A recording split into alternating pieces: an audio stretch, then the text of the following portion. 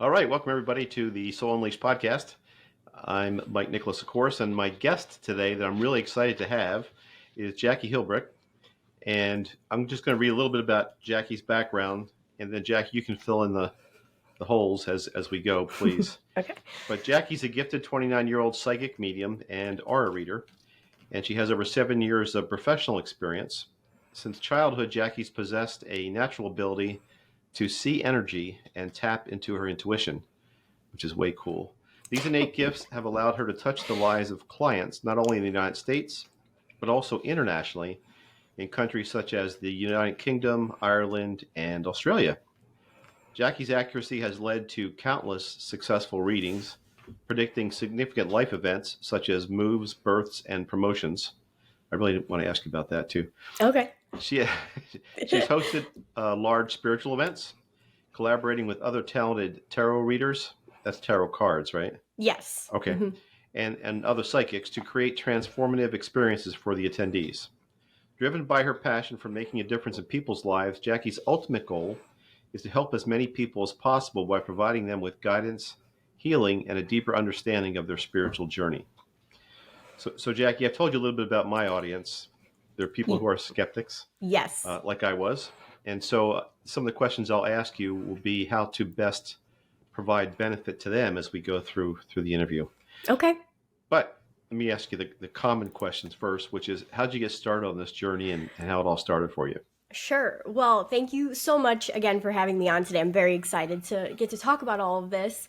I have been extremely intuitive since I was around 5 or 6 years old. That's one of my first memories of seeing energy around people was actually when I was about 5. And I remember going to my mom and being like, why am I seeing colors around people? And she was like, oh gosh.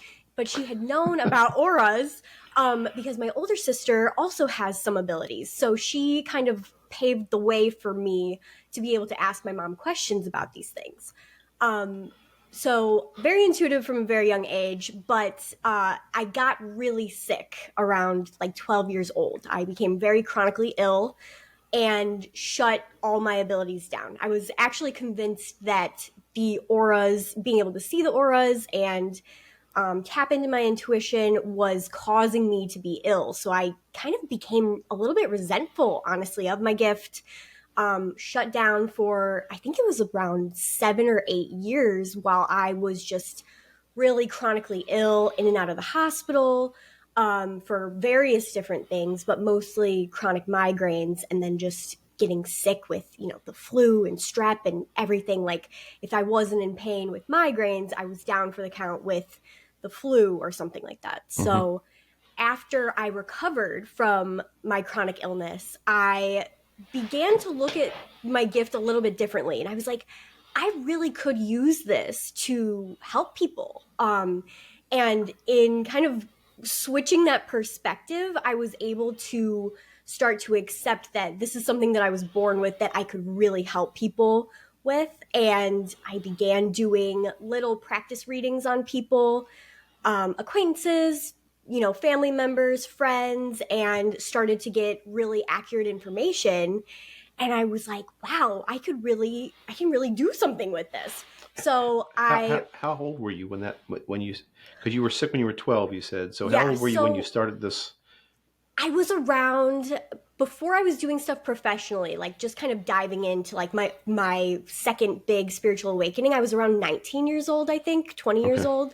So it was about a 7 or 8 year period where I was really chronically ill. And then after that, I believe I was about 19. So, So after that, I just kind of tried to expand by reaching out to this local crystal shop. And they were like, why don't you come in and offer $15 readings, do some aura readings, see how it goes. So I did. And I became booked out for like 2 months at this place. I was having people drive up from, everywhere to see me. I had people a whole family drove up from Indianapolis to come get readings from me. And that was my kind of realization that I should really be taking this more seriously. So that was kind of the start. And then I moved into the online space around 2016 and then really started taking it seriously in 2018 And it just kind of took off from there. For those of us that don't really understand this, Yeah. certainly me, what does an aura look like? What does that mean? So everybody is made of energy.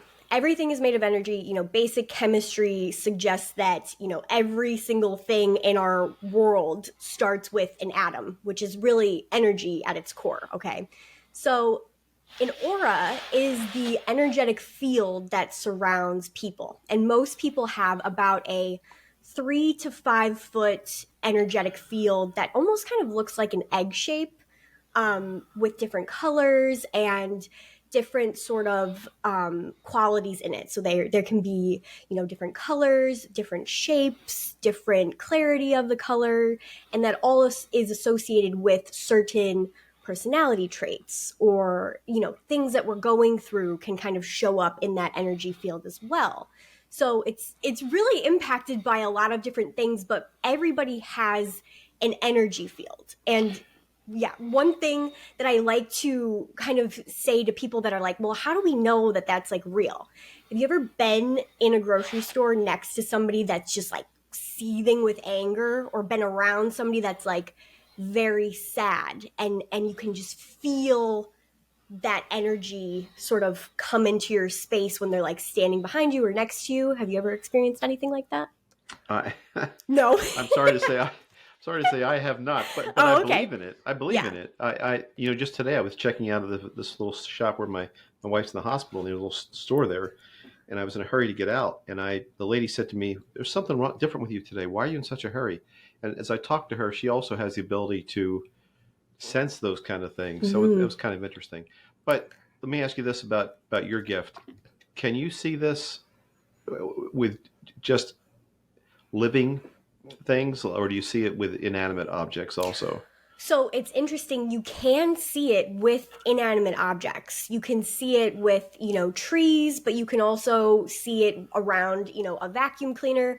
The difference between the living object's energy field and an inanimate object's energy field is that a living person or a tree or a plant will have a brighter, more clear sort of energy. It's like a bigger energy field compared to a vacuum cleaner or a cup or something like that. It's going to be much smaller and closer, almost like an outline of the object. Does it work with pets also? Oh yes, yes. Okay. So do you spend your days like seeing this stuff all the time, or do you have to deliberately try and see it or look for it?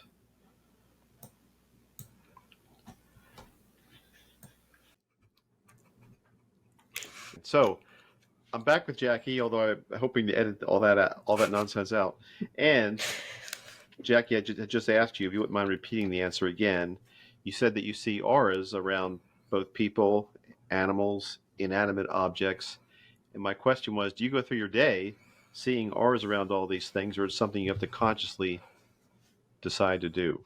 Yeah, so I did when I was younger. I was able to actually see people's energies with my physical eyes and have very distinct memories of walking down the hallway in middle school and seeing auras surrounding people. It was very overwhelming sometimes, but when I started doing this more professionally, back in 2016, I actually began to get the information clairvoyantly, which means in the same place where you would imagine sort of what an apple looks like right now in your mind's eye. That's the same place where I'm seeing the energy now. So I have the ability now to kind of turn it on and off, so I'm not overwhelmed as I go about my day. Does somebody have to be a willing participant for that, or can you just say, "Hey, I want to see what this person's energy looks like"? I'm very big on ethics and consent with energy work specifically. So I would usually ask people, especially you know, um if I was seeing something that was a little bit like alarming, or like if they were going through something really tough at the time, I would definitely ask first. But I mean, I see celebrities' energies all the time. I see people in the grocery store's energies if I do want to turn it on while I'm out in public. But I usually like to ask permission first before I dive into stuff like that. Are you able to see my energy like even remotely through Yes. the? Oh, okay, cool. Yeah. So I, I mean, is it good or bad? It's good. I think you're a little stressed right now. I can feel. I I mean, there you have a very distinct. A lot of people have blue as like their first energy layer. It's the most common aura color. And blue can be associated with the throat chakra, so it's communication, but there's also a grief and sadness aspect to it as well. And for you, I do feel like something, I don't know if you've just been like extra stressed recently or if something has been like weighing on you a little bit more, but there's definitely a little more I'm sure it's related um, to my wife. I'm sure it's to your related to her. wife. Yeah, I mean, Okay. she's still in the hospital and everything, so Oh, okay. I Okay. deal with that every day. But Oh, yeah, thank you. That's probably what it yeah. is. Okay. And the reason I asked that question to get back to you though was because I had spoken to years ago. I met a police detective Hmm. who was very successful at what he did, and he told me that he had the ability to read auras, and he used that when questioning people, and he could tell whether or not they were lying or not. And that was not voluntarily, voluntary, certainly on the part of the people he was reading. Right. So I wondered how you did that. Yeah, you can definitely see. I mean, I could see really anybody's energy. It's just my own ethical thing, and for a police officer, I think that's a great use of it to help solve crimes and things like that. For me specifically, I just like to make sure that the other party involved is consenting just Sure. before I go into it. But Okay, another question, please. You mentioned in the bio there, I've been led to believe there's quite a difference between a psychic versus a medium, and you seem to be doing both. Is that an accurate understanding? yes, yeah. There's a saying in the community that not all psychics are mediums, but all mediums are psychic. So there is a distinct difference between the two. Psychics are people that can see the future, usually, that can predict certain things that are going to happen, certain timelines for people. Specifically, like with me, I've seen moves and births and promotions at jobs and things like that. And mediums, on the other hand, are those that are able to connect to crossed loved ones, people that may even be like ghosts or spirits, things like that. So that's what a medium is compared to a psychic. So a psychic medium is somebody that does both. Do you tap into different energies or gifts to do one or the other? Yes. So I mostly work clairvoyantly and clairaudiently, which means that I see visions, I see images, symbols, things like that, and then clairaudiently, I'll hear specific messages or specific dates of when things are going to happen. When I'm communicating with somebody that's crossed over, I'll usually use those two abilities the most because they're the most straightforward Hmm. and accurate for me. So that's kind of how I work intuitively. Okay. Yeah. And can I ask you a question about, you also mentioned tarot cards. Yes. Is that something you do?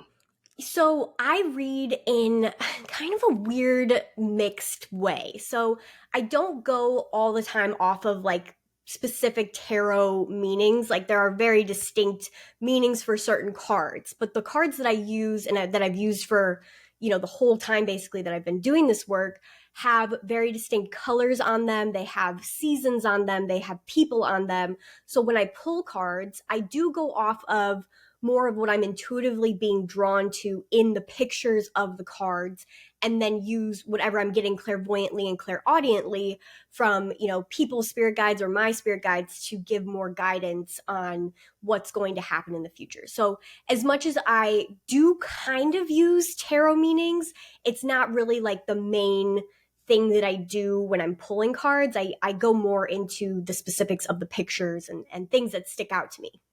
Okay. Yeah. The reason I brought up tarot is because in a lot of places, people, cultures, they're considered more occult, I guess, or more dangerous or Yeah. whatever. I don't know what to think about tarot because I'd never done a tarot reading. Yeah. But speaking of that, what is your religious background and how does that figure into what you do? So I grew up in a very open-minded household. I was very lucky. I think that if I had grown up in more of a religious household, I might not have fully grown into my gifts like I have today. But my mom's side of the family specifically was very, very Catholic. So my grandparents, very Catholic. My mom grew up in the church a little bit, but was more into creating a relationship with God outside of the church. And because of the experiences my older sister went through when she was younger, my mom went down more of like a spiritual rabbit hole. She didn't really believe in any of this stuff until my older sister was having these experiences, seeing energy kind of like I was. So she started doing a lot of research on spiritual topics, astral projection, auras, crystals, things like that. And that sent her on her own spiritual awakening. So I grew up in a really open house. I didn't have a lot of religious pressure. And I kind of was able to just find my own way with what I believed spiritually. And when I was really sick and isolated, really, as a 12-year-old, I started researching, like, what are these auras, like, what does it really mean, what are crystals, is there anything that science has said that can back that crystals have energy or that auras really exist. And I would stay up so late and I would be researching all of these topics. So I had my own freedom to kind of figure out what I believed in a very open-minded way, which was awesome. So I want to ask you what are crystals, but first, did you have any you know uh, conflict or questioning from your grandparents who were Catholic? So my grandparents actually did not know that I could do all of this stuff. They had no idea. They passed away. My grandpa passed away back in 2020, and then my grandma passed away like 8 months before him. So before I really got back into this work, they really didn't know about it. And I think partially there was some pressure of like, let's try to keep this on the down low. Like, let's not tell grandma and grandpa about this. Like, we'll keep it on the DL. I do feel like, I've had dreams about them since they've passed. So I do feel that they now know that I do all of this stuff. Sure. Um, but yeah, I never had that, when they were here, I never had that conversation with them of like, yeah, I can see dead people and I can see auras and stuff like that. I don't know how that would have gone, but it's definitely something that I think about. Okay. So what are crystals? So crystals are different from like your average rock. They're actually composed of atoms that create a crystalline structure, like down to the very core of them, which means that they emit an energy that a normal rock like wouldn't because of the actual atomic structure of them. Okay. So crystals are really great for many different things. They can change and influence our energy. A lot of times when I'm doing readings for people, I'll actually get suggestions of what stones that people should work with based on what's going on with their energy, because just having a crystal in your energetic field can influence what's going on with your aura or your chakras or things like that. Okay. Um, Let me just get back to faith a second Sure. because my whole background is pretty much faith based, I guess. Yeah. Um, do you, with all the people that you've read and the professional work that you've done, is there any common thread that comes through to you about what happens after we die? Oh, yes. Yes, there are a few things that come up consistently, especially with mediumship work. And there's like, I would say there's probably three main things that come through. The first thing is when you die, you are 100% greeted by family members that have already passed, pets that have already passed, friends. You have kind of a welcome party, is what has been communicated to me while I do this work, which is very Mhm. comforting to hear because, of course, you want to like have them waiting for you and know that you're going to be reunited. Right. The second thing that I think is the biggest thing really for me is there is something that continues after we die. Our energy doesn't just poof, that's it, magic, and we're gone. You know what I mean? It's not like that. We cross over and our energy still continues. In what way, I don't 100% know, but after doing this work for so long and seeing how peaceful people's energies are after they come through, even if they've died in a way where they've been really sick, or the last few years of their lives were a big struggle, they come through and they're so at peace that it's like, of course they're gonna be like okay after they cross over. So that's something too, is there's definitely a continuation after we die. The last thing that I feel like is very consistent too is I've never seen any evidence that there is a hell. I just haven't. I've not seen any evidence from my experience, from the people that I've connected with, from the experiences that I've had bringing loved ones through. I've never had any experience where anybody's mentioned it, talked about it, or anything like that. So those are kind of the three main things that are my big takeaways from doing this work. The last thing you mentioned, of course, is something that I've mentioned in other podcasts and talked about, because the concept of hell is prominently mentioned in the Bible. Mm-hmm. And of course, that's one of the biggest fears of people going to hell. Yeah. So what happens to people that do bad things or evil things when they die?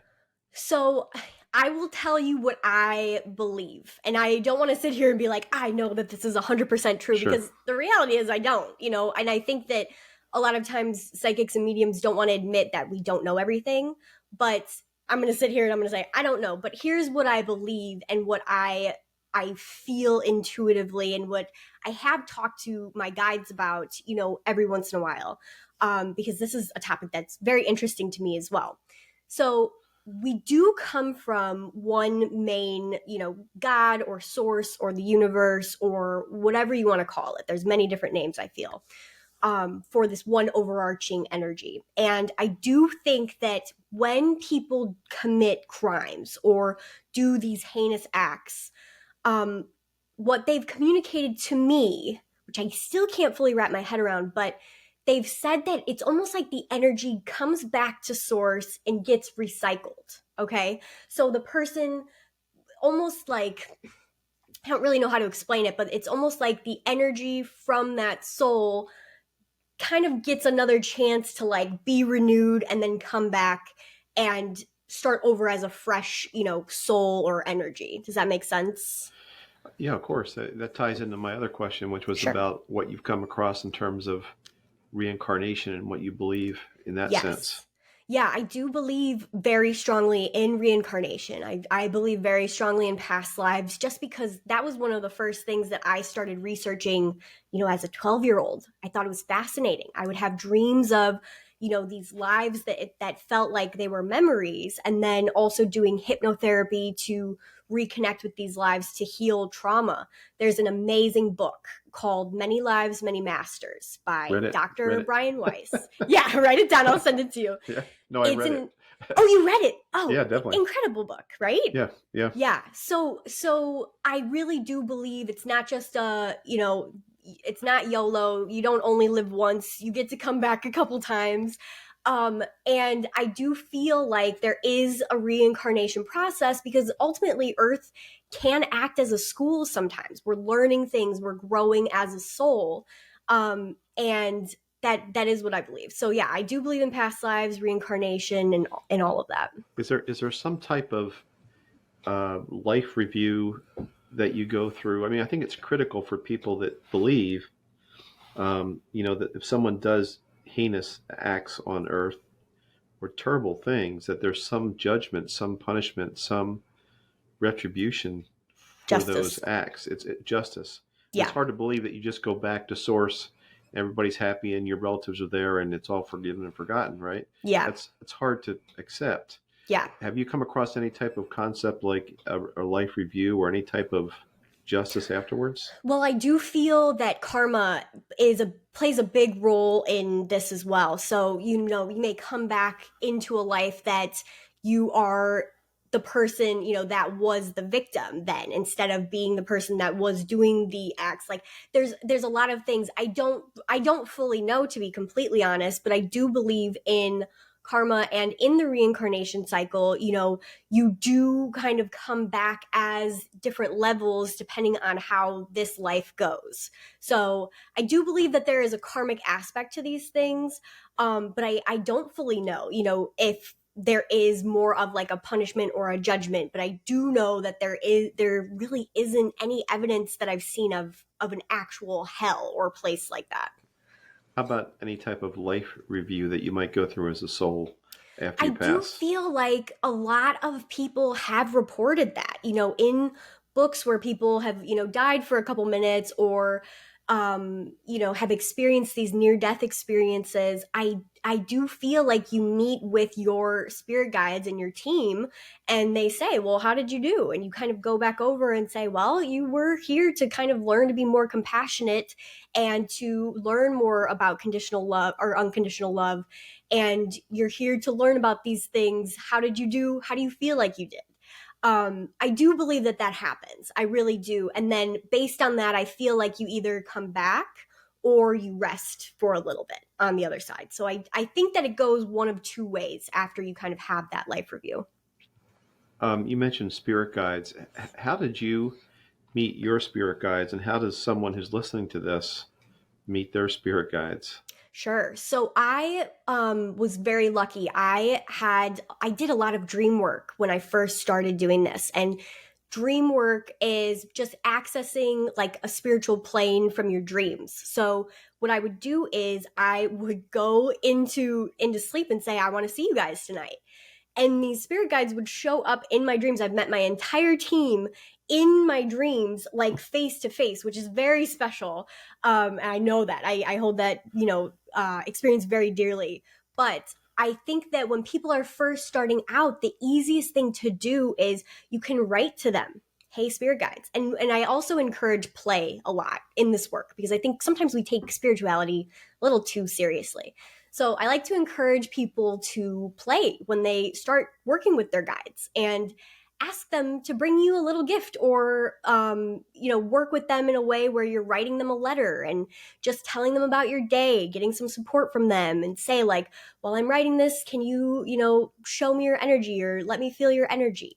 Those are some ways that you can do that. And then one thing that I was saying is, on the play aspect is I like to have people ask for, a free cup of coffee or a little gift, a little flower or something, like a sign from them that they are actually there. And you'll be surprised at how quickly they respond. I asked for a free cup of coffee one time, just kind of like to see if it would actually happen. And I ended up getting free coffee for 2 weeks straight from the same Starbucks location. It was like the best 2 weeks ever. But it's just a fun way to kind of shift our energy to a more positive place while we're working with them. So, yeah. Awesome. Have you had any experiences with past life regression? I have. So I've done a couple just with Dr. Brian Weiss's audio, actually. So you did it for yourself. Yes. Do you do that with as a service for other people or I just for don't. yourself? No, I don't do it as a service. I just did it for myself. I was having these really strange experiences when I would go to sleep. I was dreaming of this same situation over and over, and I was like, I need to figure out what this is. So I did his audio and went back to a life where I had died in a way that was a little bit tragic. But it was what I had been seeing in that dream over and over. And after I did it, the dream stopped. So Oh it's very man, that's powerful. interesting. Yeah.